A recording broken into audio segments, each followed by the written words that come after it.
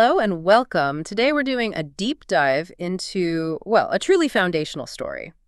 It's Jacob's return journey to Bethel and everything that unfolds with his family. Right. It's a section packed with significance. We've got some rich source material here, and our goal is really to unpack those key moments, maybe some surprising details you haven't focused on before, and the big transformations happening.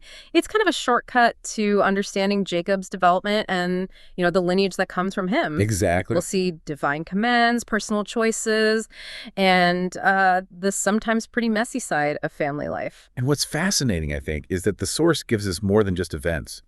It's layered with symbolism. The places, the names, the actions all seem to carry this extra weight. It invites you to really think about the meaning behind it all. Okay, so let's start at the beginning of this particular journey. It kicks off with a really clear directive from God to Jacob.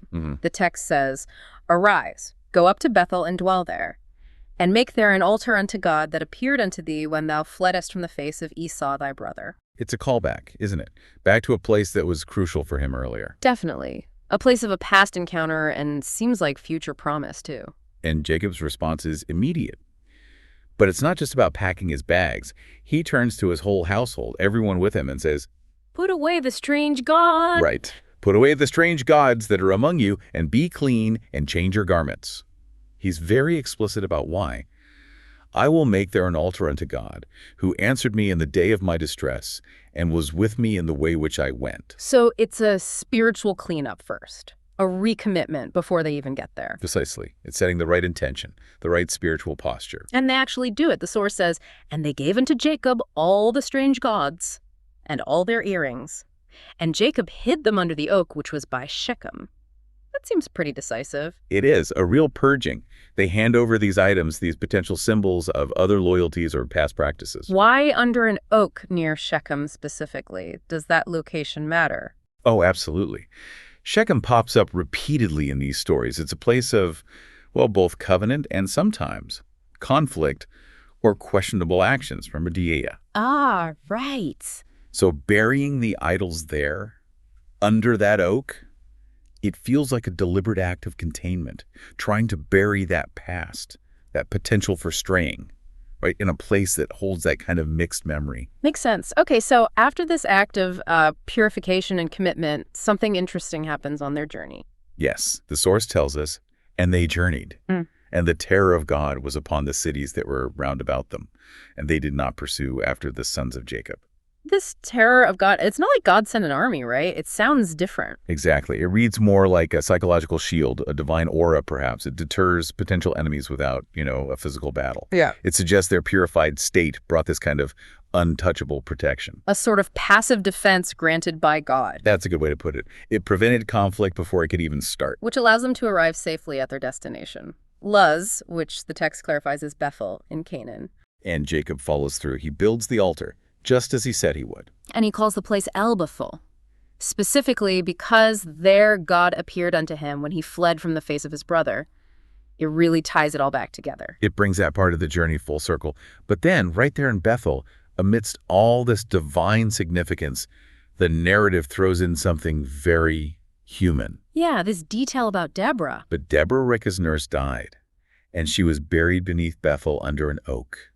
And the name of it was called Alan-Bachath, which means oak of weeping. It does feel a bit unexpected, doesn't it? In the middle of this grand story about Jacob and God and nations, the death of his mother's nurse.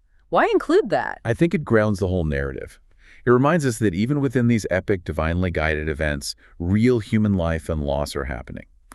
Deborah was likely a significant figure in Jacob's life, connected to his mother, Rebekah. Someone who represented a tie to his past, maybe? Perhaps.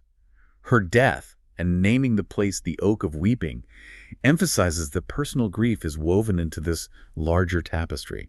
It shows that this chosen family isn't immune to sorrow.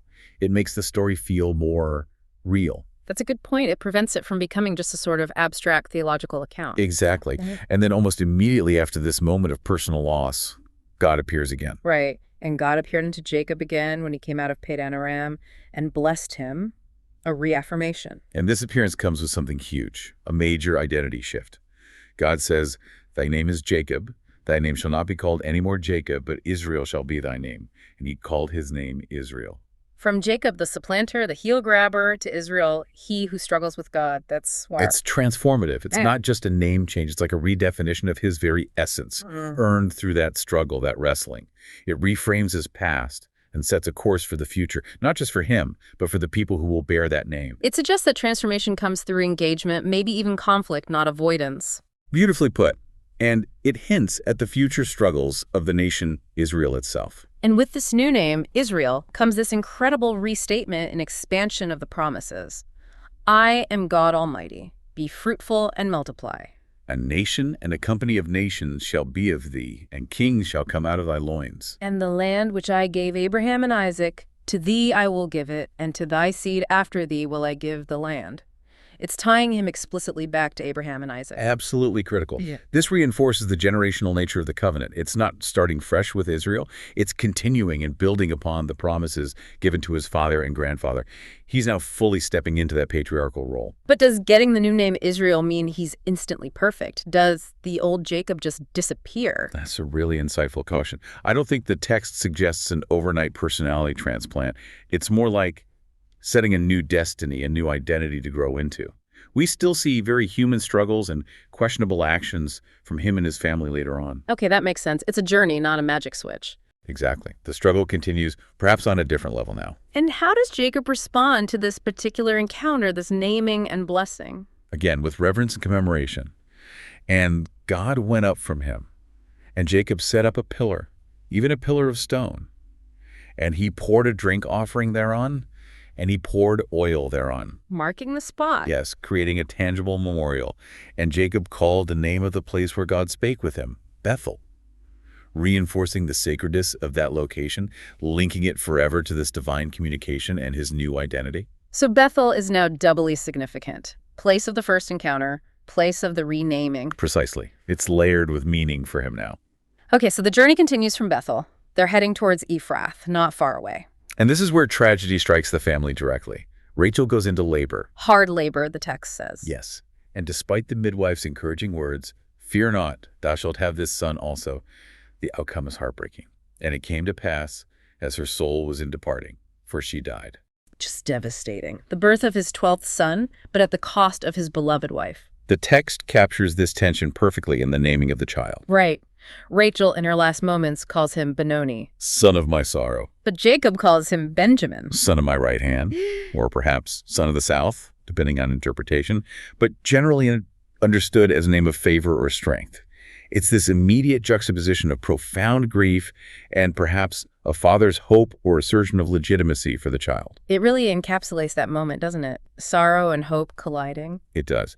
And Rachel's death is marked very specifically. She's buried in the way to Ephrath, which is Bethlehem. And Jacob sets up a pillar on her grave. The text even notes that is the pillar of Rachel's grave unto this day, indicating its lasting significance. Becomes a landmark, a place of memory, signifying not just personal loss for Jacob, but a key moment in the family's story. So the family keeps moving past the Tower of Edar, but then, well, more family trouble. Yes, the narrative doesn't shy away from the difficult parts. And it came to pass, when Israel dwelt in that land, that Reuben went and lay with Bilhah, his father's concubine. And Israel heard it. Reuben, the firstborn, with Bilhah, who is Rachel's handmaid, the mother of Dan and Naphtali. This feels incredibly disruptive. It's a massive transgression. It's not just adultery. It's a violation of the father's honor, a challenge to Jacob's authority, and it has serious implications for Reuben standing as the firstborn. And the text just says, and Israel heard it. Very stark. That brevity is powerful, isn't it? It implies a deep wound, a knowledge that changes things fundamentally. It casts a shadow over the family dynamic right as it seems to be reaching its full complement of sons. It certainly shows that having 12 sons, the foundation of the tribes, doesn't automatically mean harmony. Not at all. Yeah. It highlights the internal conflicts, the rivalries, the very human flaws that exist right alongside the divine promises.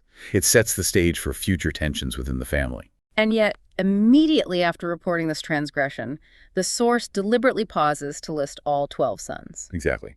Now, the sons of Jacob were 12, and it lists them by mother. Leah's sons, Reuben, Simeon, Levi, Judah, Issachar, Zebulun. Rachel's sons, Joseph and Benjamin. Bilhah's sons, Dan and Naphtali. And Zilpah's sons, Gad and Asher. It specifically adds, these are the sons of Jacob, which were born to him in Padan-aram, though Benjamin was just born near Ephrath. A slight recap, maybe. It seems like a way to step back from the immediate crisis with Reuben and present the official roster. This is the foundational group, the patriarchs of the tribes to be. Despite the internal strife, this structure, this promise of 12, remains central. It's like saying, yes, there's trouble, but here is the core lineage. It solidifies the structure before moving on. Precisely. And the narrative then takes Jacob, or Israel, back to his own roots. And Jacob came unto Isaac his father, unto Mamre, unto the city of Arba, which is Hebron. Back to where Abraham and Isaac had lived, a return to the patriarchal heartland. It feels like another closing of a circle, bringing his own family back to where his father resides. It does. And it leads into the final part of this section, the end of Isaac's life. And the days of Isaac were 180 years, 180 years old. A long life. And Isaac gave up the ghost and died, and was gathered unto his people, being old and full of days. It's portrayed as a peaceful end to a long life. And significantly, his sons Esau and Jacob buried him. That detail is crucial. The two brothers, once rivals who Jacob fled from, now united in burying their father. It suggests reconciliation, or at least a shared duty that transcends their past conflict. It marks the final passing of the mantle from one generation to the next. Isaac's era ends, and Jacob, now Israel, is fully the central patriarch. Absolutely. It's the end of one chapter and the confirmation of the next. So looking back at this whole sequence we've unpacked, it's quite a journey. We see God's direct intervention, Jacob's transformation to Israel, these moments of profound joy and deep sorrow, and the complex, sometimes messy reality of building a family and a nation. It really is a microcosm of larger themes. You have divine promise interwoven with very human experiences, loss, betrayal, grief, reconciliation. It shows that the path to fulfilling a divine destiny isn't smooth or straightforward. It makes the story incredibly relatable despite the epic scale. I think so. And at least this was something to consider, doesn't it? This narrative really paints a vivid picture of how a legacy unfolds. It's shaped by these grand promises, yes, but also by incredibly human struggles, flaws, and heartbreaks, just like we saw with Jacob, now Israel. Right. So maybe the question for you listening is, how do those threads, identity, loss, promise, struggle, intertwine in the legacies you see around you? Or even in your own journey, how does that mix of the divine and the deeply human resonate?